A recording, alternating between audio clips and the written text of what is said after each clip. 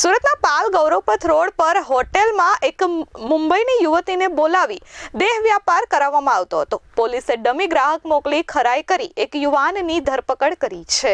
સુરતની પાલ પોલીસે ગૌરવપથ રોડ પર આવેલી બેલેઝિમો હોટલમાં તપાસ હાથ ધરી હતી. આ દરમિયાન ત્યાં દેહ વ્યાપાર કરાવવામાં આવતો હોવાનું બહાર આવ્યું હતું.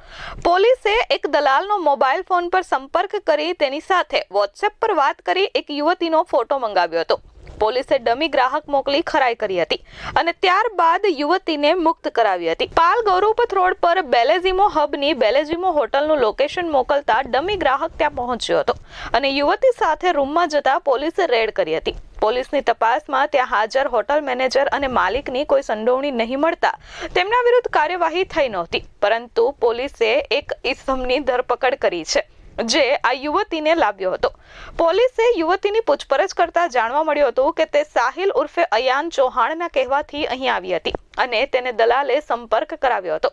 પાલ પોલીસે દલાલને વોન્ટેડ જાહેર કર્યો છે, જ્યારે સાહિલ ઉર્ફે અયાન ચૌહાણને ઝડપી પાડી કાયદેસરની કાર્યવાહી હાથ ધરી છે. પકડાયેલી યુવતી મુંબઈની છે અને હાલ પોલીસે તેને મુક્ત કરાવી છે. Bureau report S24 news Surat.